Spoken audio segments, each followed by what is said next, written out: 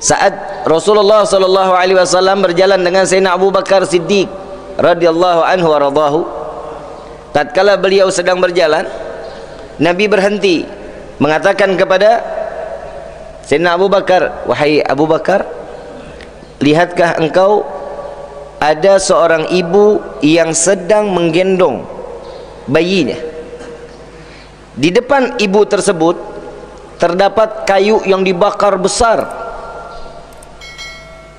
Nabi mengatakan, "Wahai Abu Bakar, bagaimana perasaan orang tua tersebut tatkala anaknya aku ambil, aku lemparkan ke dalam api yang begitu berkobar?" Jawaban dari Sayyidina Abu Bakar, "Pasti kecewa ya Rasulullah, pasti akan sedih ya Rasulullah. Begitulah aku tatkala umatku dimasukkan ke dalam neraka, maka itulah yang akan aku hadapi dan itulah yang aku akan rasakan."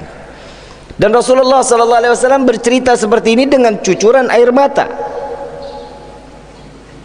Kalau seorang ibu, orang tua melihat seorang anak yang dilempar ke dalam api, tidak akan ridha, akan marah, tidak akan pernah bisa terima. Dan apa yang dilakukan ibu tersebut untuk membela bayinya tidak seberapa dengan pembelaan Nabi Muhammad SAW. Kasih sayang orang tua kepada anak tidak seberapa kasih sayang Nabi terhadap umat Nabi Muhammad SAW. Maka dari itu ada satu kisah Sayyidina Umar bin Khattab radhiyallahu anhu radhahu, tatkala melihat seorang anak kecil.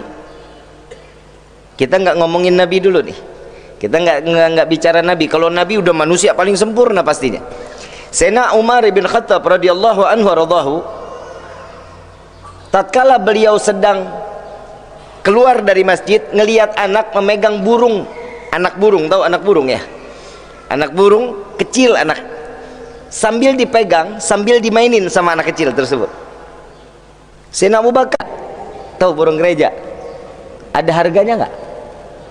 Nggak ada harganya. Kalau presiden yang nanya, ada harganya? Pasti tinggi. Boleh berapa? Ya 1 miliar lah. Burung gereja 1 miliar. Bebunyi kagak tuh, dengar bunyinya cacuit, cacuit, cacuit, udah begitu aja sudah. Tatkala saat ditawar oleh Sayyidina Umar, ini anak mengatakan, boleh dibayar sama Sayyidina Umar. Dengan harga di zaman itu cukup mahal lah, kalau kita bilang 1 juta lah. Diambil sama Sayyidina Umar, dilepas sama Sayyidina Umar radhiyallahu anhu wa radhahu. Anak kecil itu kaget, "Wahai Khalifah, kenapa ini burung dilepas? Udah dibeli kok dilepas?" Apa katanya? "Sungguh aku tidak tega melihat apa yang ada di hadapan mataku saat burung tersebut tidak lagi dalam keadaan terbang, yang harusnya dia ada di alam bebas, namun burungnya ada di tanganmu," katanya. Tuh gimana burung yang ada di sangkar rumah kita itu? Oi, burung di sangkar rumah kita, cucak rowo, apalagi boksai, terus anis, apa? Saya baru dengar tuh Pak. Kutilang ya. Bib, ini saya selamatin ini burung, saya taruh di sangkar. Itu kan bisa-bisa lu, kan begitu kan? Terus Bib, tapi ini burung ada harganya Bib. Jangan bilang harga, ada maharnya. Itu burung bukan kita yang ciptain. Itu burung siapa yang ciptain? Allah. Kucing siapa yang ciptain? Binatang siapa yang ciptakan? Jangan dibilang, "Bib, saya mau jual burung, Bib, saya mau jual kucing, Bib, saya mau jual apalah bentuk binatang." Bilang, "Bib, ini saya mau dimaharin." Itu lebih baik bahasanya. Kalau dijual, emang kita yang ciptain. Anak kita jual boleh apa enggak? Anak kandung kita jual ridho apa enggak?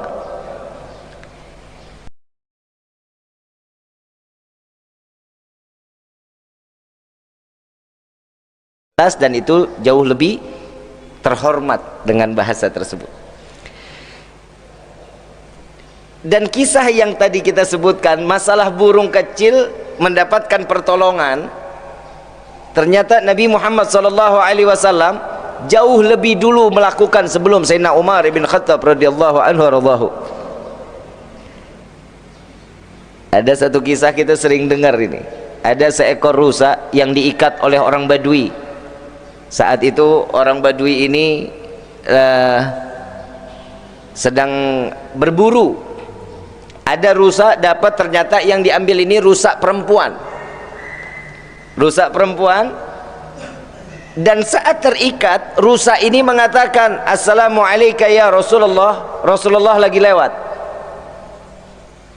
Dicari sama Rasulullah, siapa yang memanggil? Rasulullah mukjizatnya, apapun yang ada pada anbiya semua jatuh pada Nabi Muhammad SAW. Mendengar suara rusa tersebut, didatengin sama Nabi. "Wahai rusa, engkaukah yang memanggilku?" "Iya ya Rasulullah." "Tolong buka ikatanku ya Rasulullah. Tolong, aku memiliki anak di belakang bukit ini yang harus aku susui," katanya. "Namun kalau jika aku tidak segera ke sana, maka anak-anakku akan mati," katanya. Rasulullah pegang talinya. Yang namanya orang Badui ini teboga akhlak. Kalau bahasanya kumaha aing bae, bahasanya nggak ada bagus-bagusnya. Makanya tingginya akhlak, itulah kemuliaan seorang manusia dengan akhlaknya. Bukan dengan ilmunya, bukan, akhlak. "Hei, siapa itu?" Kata si Arab Badui. Rasulullah bilang, "Ana Muhammad." Rasulullah SAW. "Ada apa ya Rasulullah? Engkau ingin membuka talinya?" "Iya. Ini rusa bilang kepadaku, dia izin untuk menyusui anak-anaknya di belakang bukit. Nanti dia balik lagi," katanya. Hei Rasulullah, percaya sama binatang? Tuh coba kita kalau ngomong sama guru begitu, diapain tuh kita sama guru kita? Udah ditabok pakai bilang saya nggak ridho ilmunya. Betul? Ini Nabi diajak ngomongnya begitu. "Ya Rasulullah, percaya sama binatang?" "Iya, karena dia telah berjanji kepadaku," katanya. "Wahai Rasulullah, jika dia setelah balik ke belakang bukit, kalau dia nggak balik lagi ke tangan saya, apa jaminannya ya Rasulullah?" Diminta jaminan dari Nabi. Apa jawaban Nabi? "Jika rusa itu tidak kembali, maka aku yang akan menjadi jaminan untuk rusa tersebut." Diri Nabi dijadikan jaminan untuk menggantikan rusa. Kita kan manusia ya. Teman kita baru dapat burung, nih balik lagi ke burung nih. Ya. Teman kita baru ngejebak burung, dapat burung.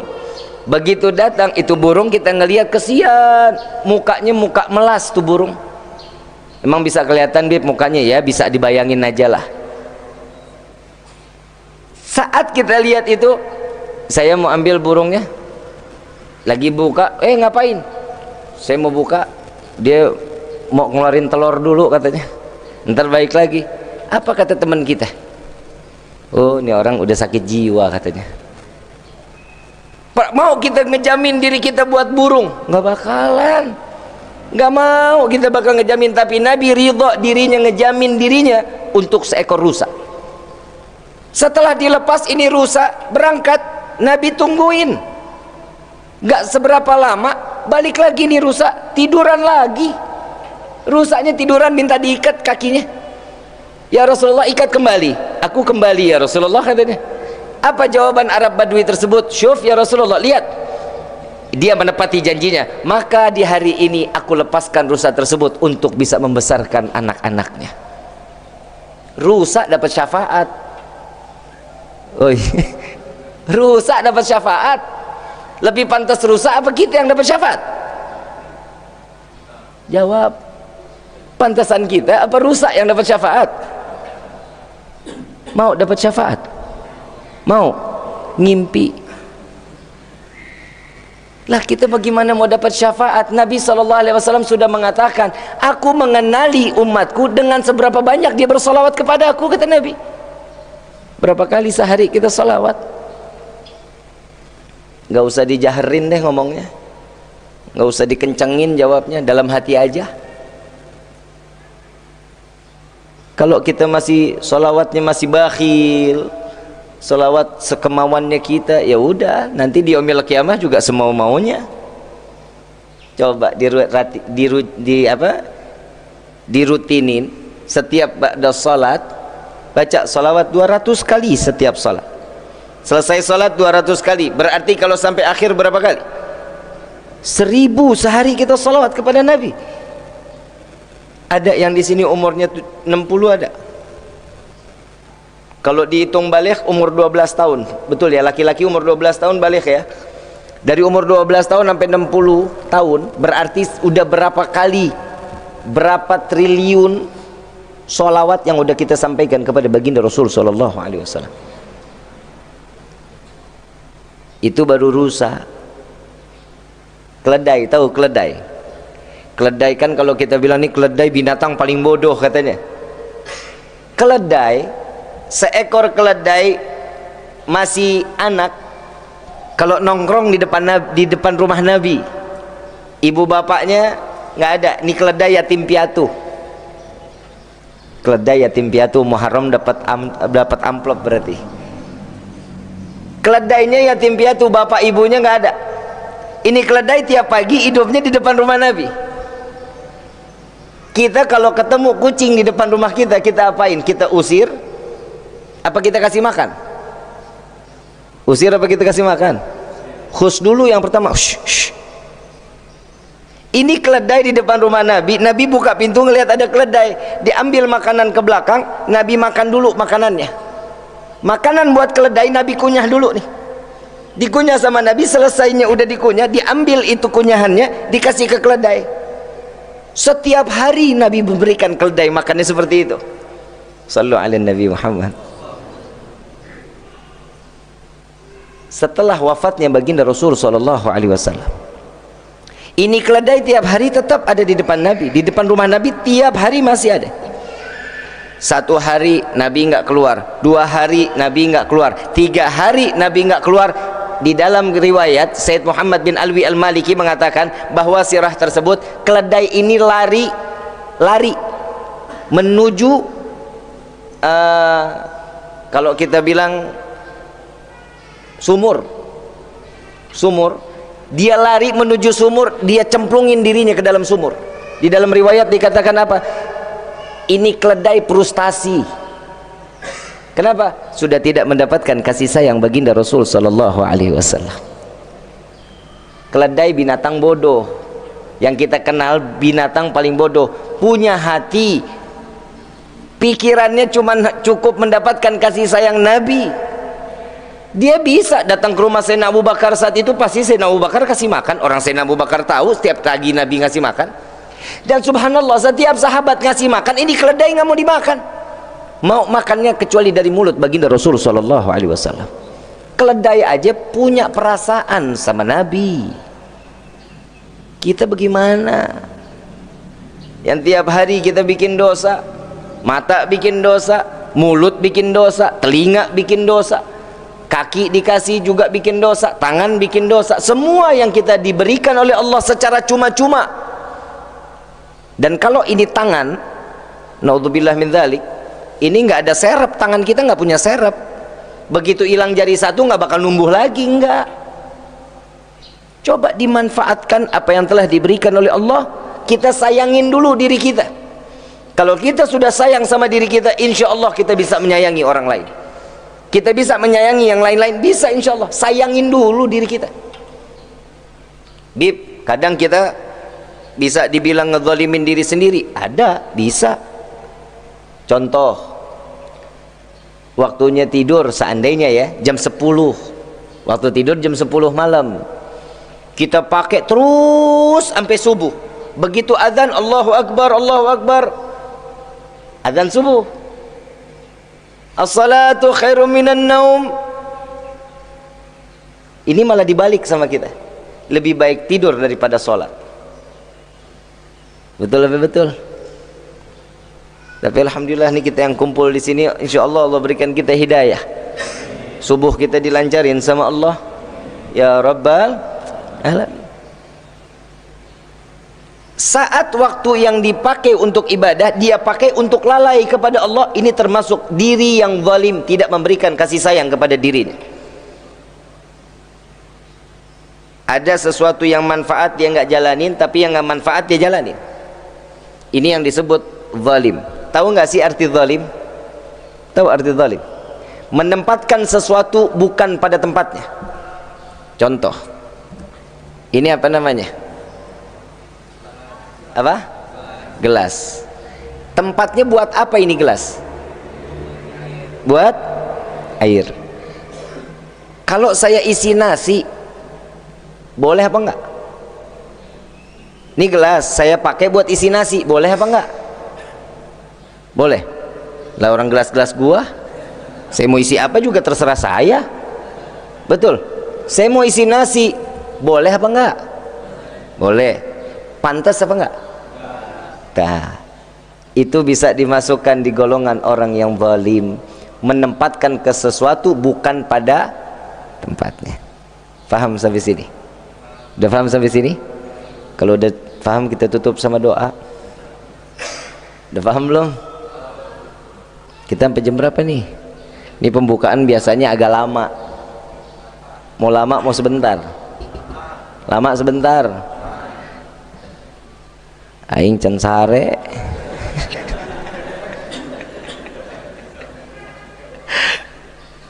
Ibu bapak yang dirahmati oleh Allah, ini satu di dalam kehidupan kita ini hadits Nabi baru sepenggal. Terus kelanjutannya,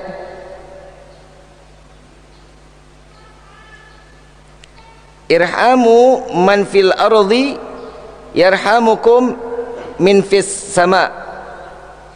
Kalian sayangilah siapa saja yang ada di bumi, maka akan menyayangi kalian siapa saja yang ada di langit. Tuh lihat, kita sayang sama orang, kita sayang sama yang lain, jangan harapin kasih sayangnya dari mereka, jangan. Kalau kita kasih sayang satu aja ke orang lain, penghuni langit mau berebut kasih sayangnya sama kita. Ibu, bu, sare, bu.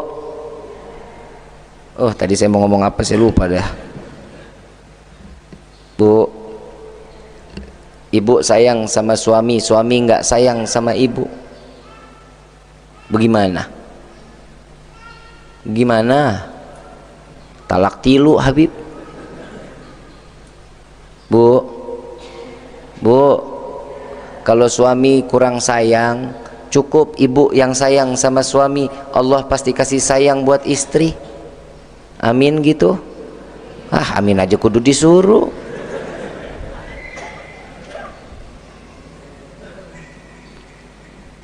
Ini perkataan Nabi, bukan perkataan Rifki, bukan. Perkataan Nabi, jika kalian menyayangi orang lain, maka seluruh yang ada di langit pasti akan memberikan kasih sayang kepada kalian. Uwais Al-Qarni sayang sekali sama ibunya. Siapa yang ngebalas sayangnya? Nabi Muhammad sallallahu alaihi wasallam. Nabi pernah ketemu? Belum pernah.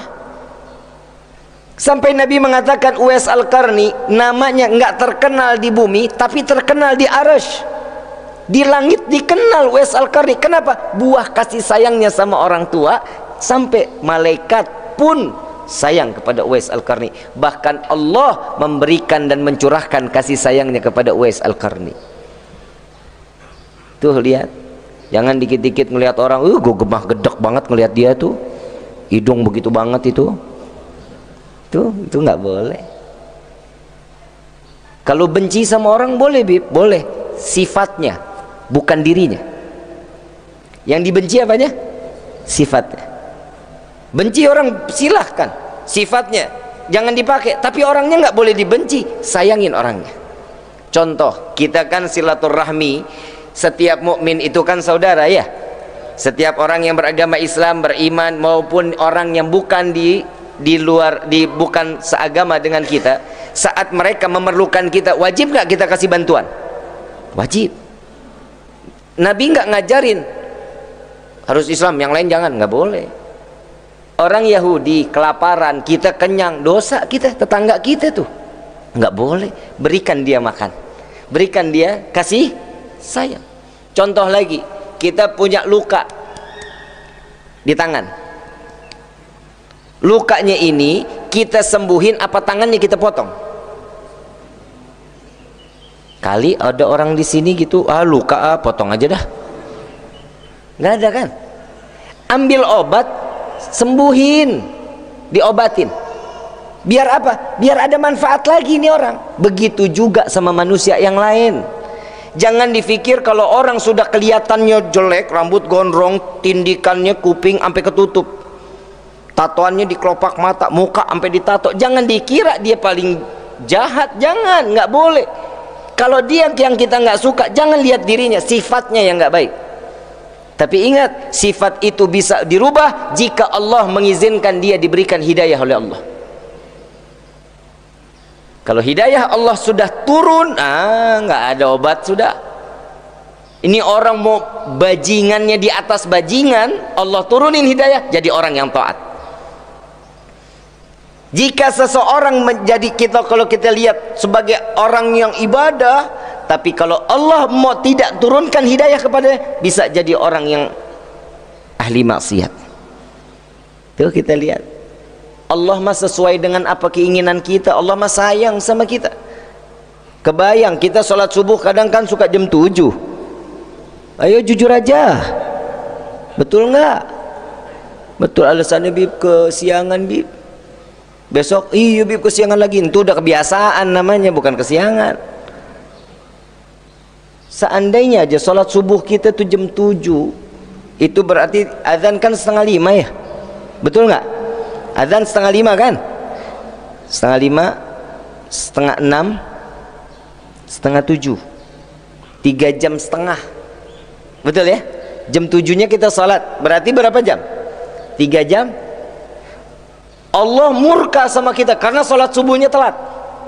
3 jam setengah kita nggak dikasih nafas sama Allah, paeh-paeh lu, betul nggak? Tapi Allah sampai segitunya. Allah berikan semua kehidupannya, diberikan sama Allah. Ini bukti kasih sayang Allah yang diturunkan kepada setiap hamba jika mereka mau menerima kasih sayang Allah Subhanahu